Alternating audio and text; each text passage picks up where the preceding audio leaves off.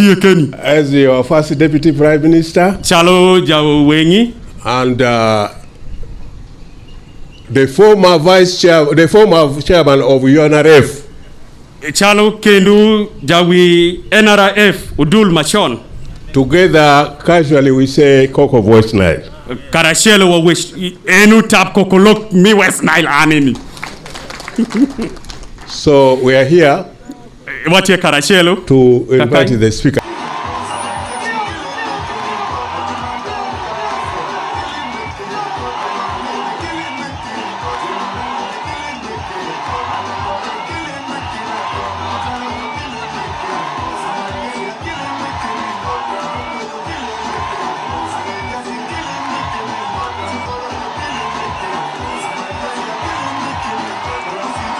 General Moses Ali, one of Uganda's longest-serving political leader, former first deputy prime minister and influential elder statesman, has died at an age of 87. The veteran politician died at Nakasero on Saturday, now according to a statement issued by his family through former health minister state, that is Captain Mike Mukula. Mukula described Moses Ali as a distinguished patriot, freedom fighter, and statesman who dedicated his life to promoting Uganda's peace, national unity, stability, and reconstruction. Uganda has lost one of her finest sons, Mukula said, extending condolences to President Museveni, the government, and the people of Uganda, the Moses Ali family, and residents of Adjumani, the West Nile sub-region, and the country at large. President Museveni has also announced the death, paying tribute to the retired general's decades of military, political, and agricultural service. Born on April 5th, 1939, in Adjumani district, Moses Ali's public life spanned more than 5 decades and reflected Uganda's turbulent political history. He served as Minister of Finance during the Idi Amin administration before leading the Uganda National Rescue Front, a West Nile-based rebel movement formed after Amin's overthrow in 1979. Following negotiation with President Museveni, National Resistance Movement, after it took power in 1986, Moses Ali ended his rebellion, integrated his forces into the National Army, and joined the government, becoming one of the most prominent symbols of national reconciliation. He went on to serve in several senior cabinet positions, including Minister of Tourism, Trade and Industry, and Minister for Disaster Preparedness and Refugees. He later rose to become 3rd Deputy Prime Minister, 2nd Deputy Prime Minister, and 1st Deputy Prime Minister, while representing Adjumani West County in Parliament for decades. Widely regarded as the political patriarch of the West Nile region, Moses Ali also established himself as one of Uganda's leading commercial farmers, with President Museveni frequently citing him as an example of successful modern agriculture. Tributes poured in from across the political divide following news of his death. 3rd Deputy Prime Minister Lukia Nakadama described Moses Ali as a distinguished patriot and elder statesman whose contribution to Uganda would endure. She said, "It is with profound sadness that I have received the news of the passing of General retired Moses Ali, a distinguished patriot, a good statesman, and former 2nd Deputy Prime Minister of the Republic of Uganda." She continued to say, "I join the nation in mourning the loss of a leader whose lifetime of dedicated service to Uganda was marked by courage, patriotism, and unwavering commitment to national unity and development. His wisdom, humility, and vast experience in public service earned him the respect and admiration of many across generations. She extended condolence to President Museveni, the bereaved family, and the people of Adjumani, government colleagues, and all Ugandans mourning the veteran leader, praying that Allah grant him Jannah Firdaus. General Moses Ali's death marks the passing of one of the last surviving elders whose career traversed nearly every major chapter of Uganda's post-independence political history as a cabinet minister, rebel commander, peace negotiator, army general, legislator, and senior government officials. Funeral arrangements are expected to be announced by the government and the family soon. This is his life. To understand why this man's death matters so deeply to Uganda, you have to go back to the beginning.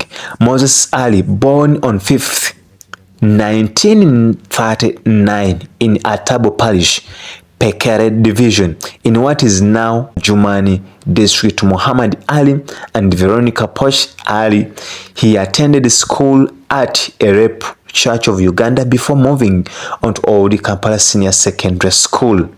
Before politics and military, Ali actually started out as a classroom teacher, but in 1968 he joined the Uganda Army as a cadet officer, a decision that would define the rest of his life. The following year, as a newly commissioned second lieutenant, he was placed in charge of training at the Uganda Patrooper School, and by 1971, as a major, he commanded that same school. The same year, in 1971, Colonel Moses Ali took part in the coup that brought Idi Amin Dada to power. Under Amin's regime, Ali rose rapidly from brigadier to senior ministerial role. He served as Minister of Interior and later Minister of Finance.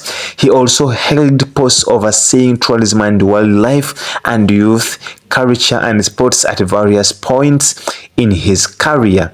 But Ali eventually fell out with Idi Amin Dada's government and lost his military privilege. When Amin's regime collapsed in 1971, Ali went into exile. It was in exile that he formed the Ugandan National Rescue Front, the rebel group that fought to return to power through the 1980s. This is part of his story worth pausing on. A man who had served in government, lost his soul, picked up army, and then remarkably found his way back into the very state structure he had once fought against. And here's where I'll go offer a reflection, not just a fact. General Moses Ali's life is in many ways a picture of Uganda's own turbulent journey: corpse, exiles, reconciliation, survival. And scripture reminds us in Ecclesiastes 3 that there is a time to break down and a time to build up. Whatever one makes of his political choice, his life spanned nearly every major chapter of this nation's post-independence history. In 1986, Ali reconciled with Museveni.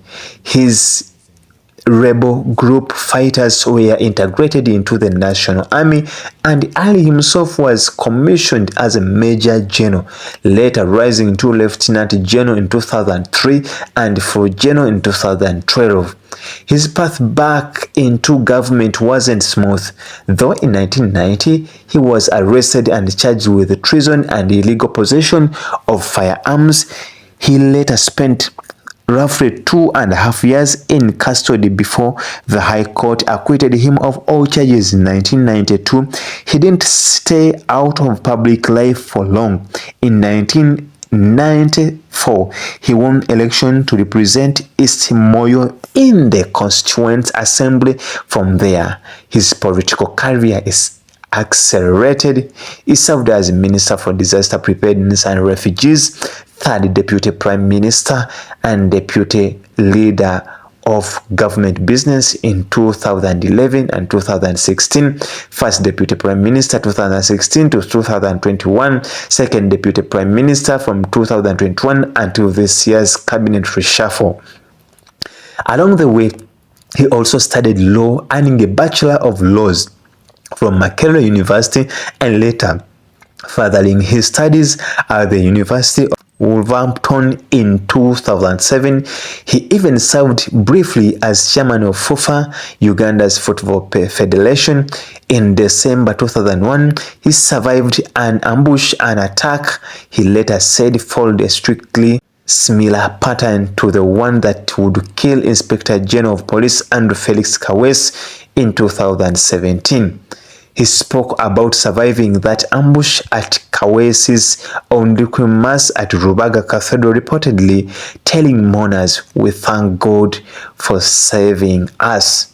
Just this past January, at 86 years old, General Moses Ali won re-election as MP for Adjumani West on President Museveni's NRM ticket, securing 12,854 votes ahead of FD's Patrick and an independent candidate and a NUP contender.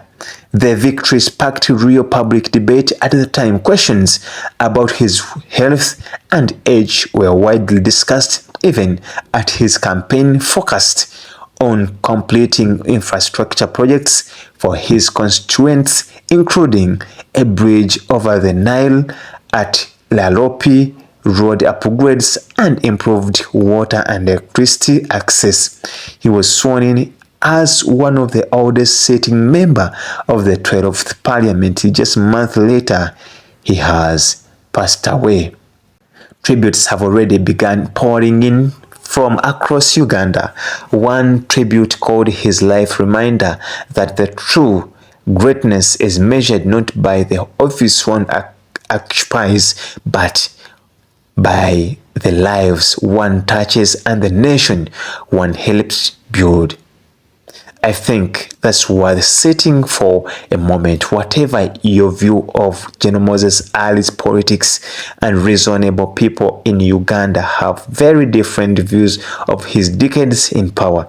This was a man who lived through Idi Amin's Uganda, through exile and rebellion, through reconciliation, and through 30 plus years inside Museveni's government. Very few Ugandans alive today have witnessed the nation's history as directly as he did. We'll continue to follow this story, including funeral arrangements and an official government statement, and bring you an update as soon as they confirm. What's your reaction to General Moses Ali's passing, and what should Ugandan take from his life? Let us know in the comment section. So if this video informed you, hit subscribe, tap the bell, and share it with someone who follows Uganda's politics. Until next time, this has been Essential Media Uganda. May God bless you, and God bless Uganda. Our colleagues lost because of these roads has been red. They are not paying attention. But it is also true that these roads are not responsibility of the members of parliament.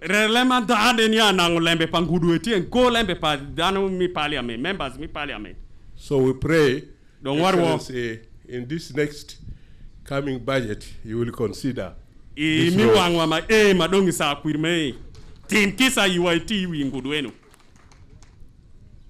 this Madio Kolo being here, Madio Kolo nipedu kakai ndiye, because they were actually to be in Moyo, but because Moyo is very far in terms of infrastructure. Nangoma kugipedi Moyo entopien Moyo bora kesha pilembe pa dongungom.